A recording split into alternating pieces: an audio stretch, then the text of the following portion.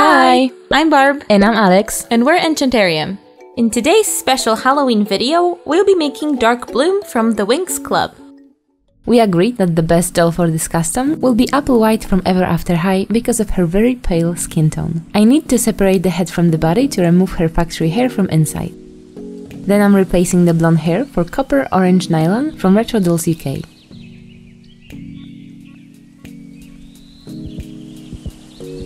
I'm making new holes with a pin so I can easily make a part and bangs.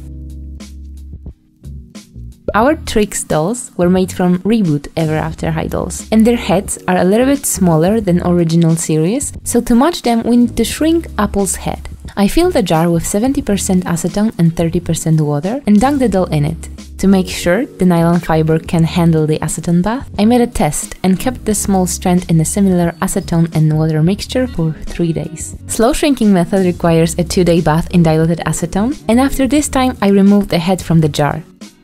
She's so squishy and soft, and good news is, I don't see any damage to the hair. After 3 days, the head shrunk to this size. I was not sure if the glue can be in acetone for such a long time, so I'm pouring it when most of the acetone has evaporated.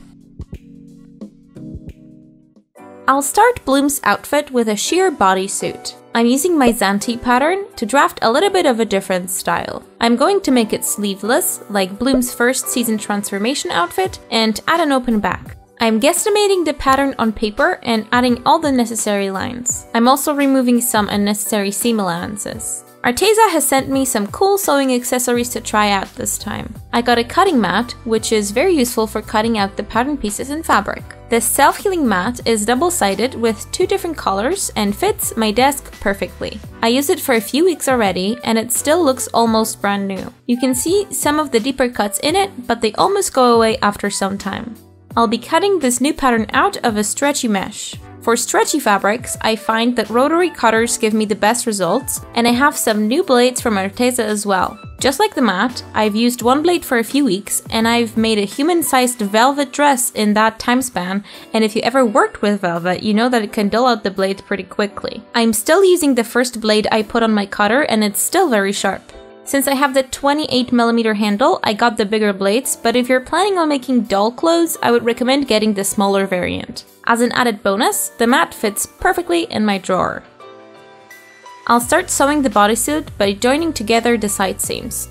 I couldn't get my machine to do it, so I hand-stitched everything. I put the bodysuit on and trimmed the excess fabric from the leg holes. I also decided to drop the back a little bit lower and take the side seams in a little bit. I can now adjust my seams. Looks much better. I'm going to add a narrow ribbon to the top edge to tie the bodysuit around the neck. After tying it in place, I didn't really like the way it looked, but we'll address that later. Moving on to the skirt part, I'm cutting leaf shapes out of a variety of black fabrics. The rotary cutter is really useful here to make organic looking curves. We have used Arteza's heat transfer vinyls before, but now they sent us this amazingly sparkly glitter variety, and I'm going to use a couple of colors, black and dark blue. Using an X-Acto knife, I'm going to, again, cut some leafy or fiery shapes on the backside of the vinyl. After weeding out the excess, I can cut them apart and press them on the fabric strips. I'm just randomly setting them on the pieces as I go. I'm alternating between the colors, filling the space closer to the bottom edge.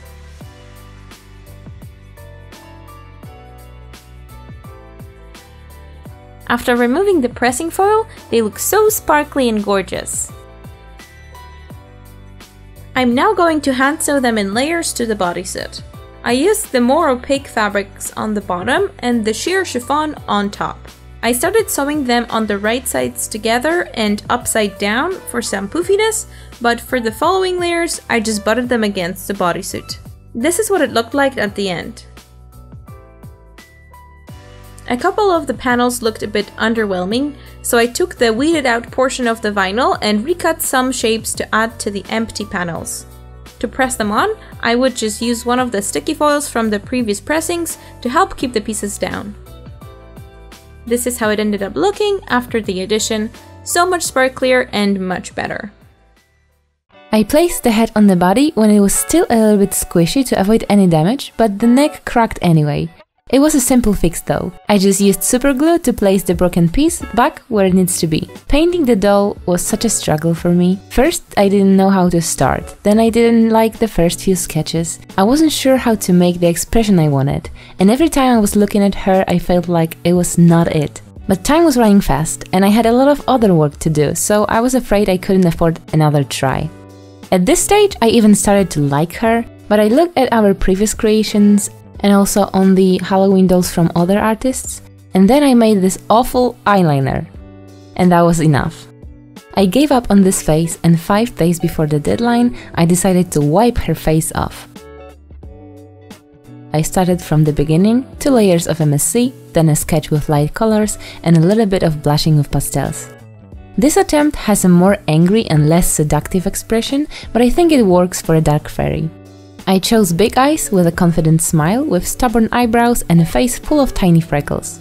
Most of the eyes were made with watercolor pencils and acrylic paints. I made her lips with pastels only, so they don't steal your attention from the eyes. I wanted to add a fantasy element to her face, so she's not just an angry redhead, and decided to draw blue curvy shapes around her eyes to match the glitter parts on the dress. It looks a little bit like flower petals, fire and dragon scales at the same time, so I think it fits the fairy theme.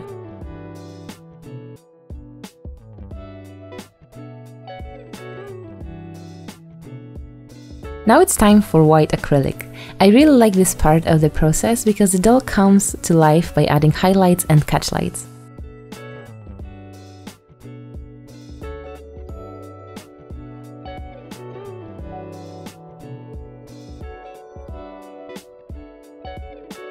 To lighten her skin, I'm using shiny mica powder from Arteza in a color Gold Glow. To blush and contour her body, I'm using the same pastels as for the face, and also the same watercolor pencils for the freckles.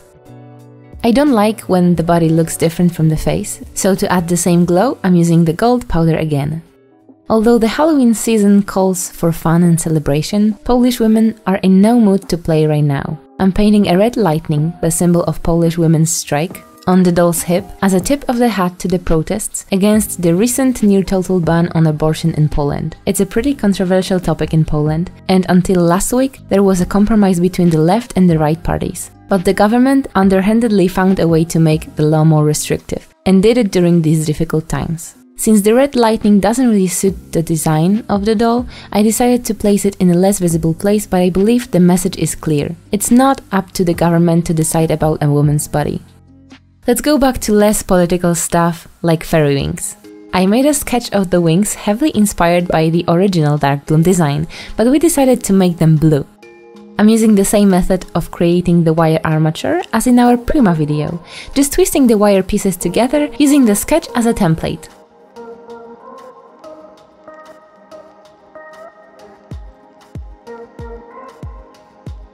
When I have all the parts, I'm making a sandwich from iridescent vinyl and the armature, and then pressing it with a hair straightener to melt the vinyl together.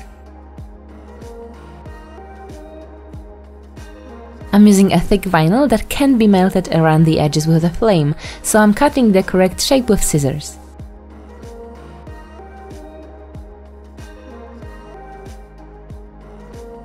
Arteza sent us a pack of iridescent self-adhesive vinyl sheets, and we were not sure how to use them on the doll, but Barb came up with an idea to add it on the wings. I'm not sure if I would place it on a regular cute fairy wings, but for dark fairy it's an excellent idea.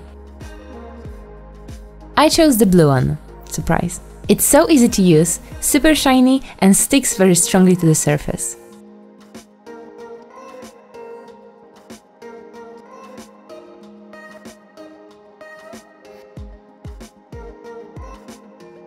Next, I connected the wings together by twisting the wire and placing in a magnet with hot glue.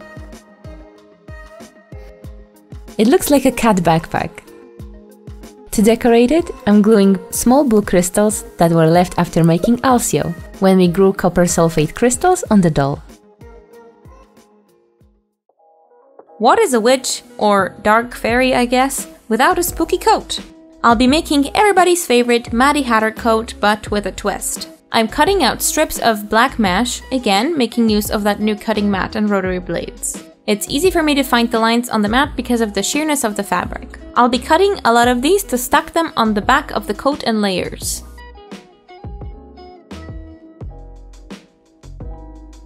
The only piece that is new in this pattern is the back.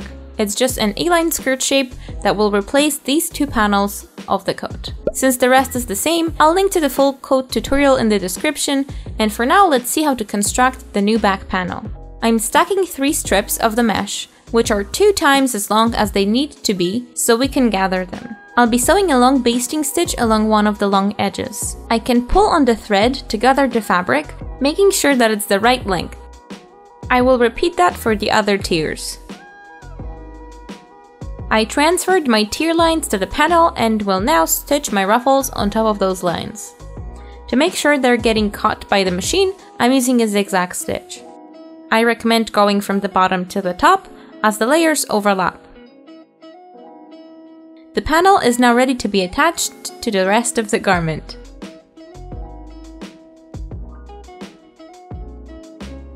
I left most of the edges raw on the top part. Let's see how it looks. I'm making a hole in the back of the doll with a lino cut tool. It's a great way to make a round hole when you don't have a Dremel or a drill. I'm stuffing the doll with aluminum foil, so the magnet has something to lay on, and then I'm securing the magnet with hot glue.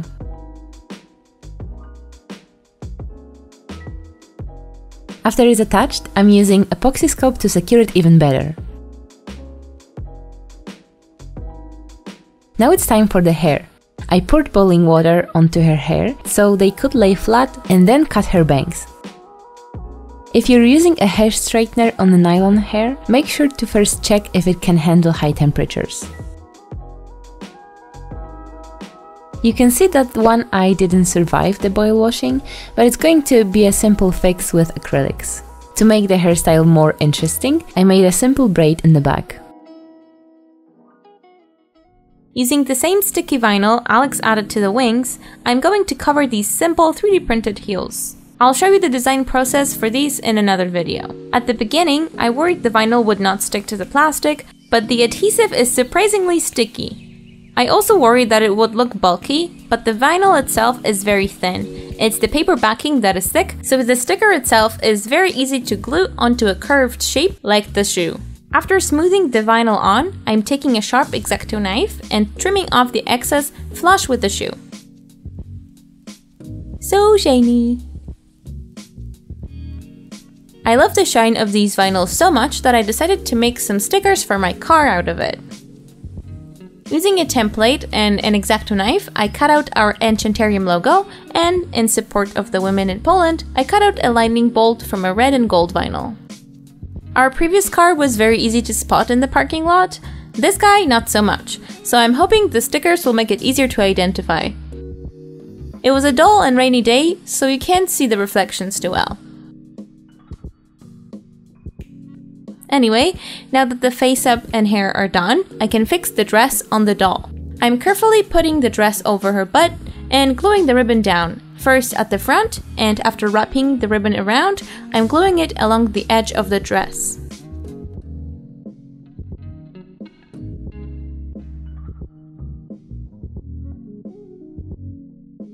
Now to hide the area where the skirt starts, I again cut out some leaf shapes out of the glitter vinyl leftovers. I'm gluing them all around the waistband, the side seams, and providing a little bit of coverage on the boobs.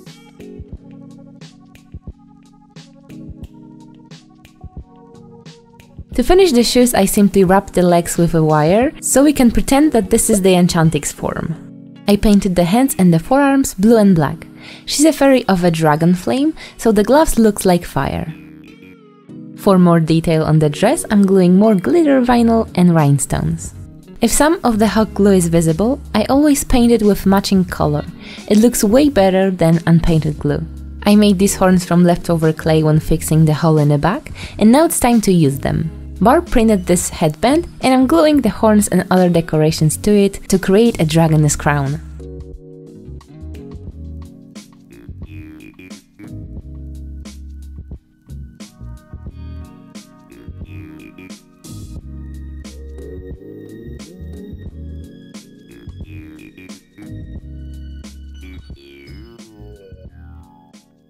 This is how she turned out.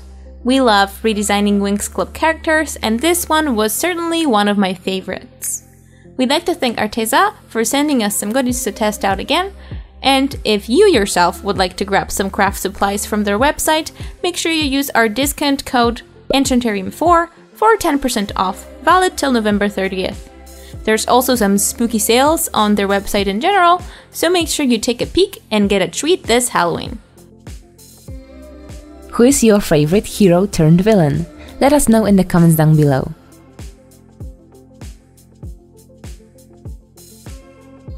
Make sure to follow us on Instagram for some sneak peeks and subscribe for future videos. Have an enchanted day, and we'll see you next time. Bye!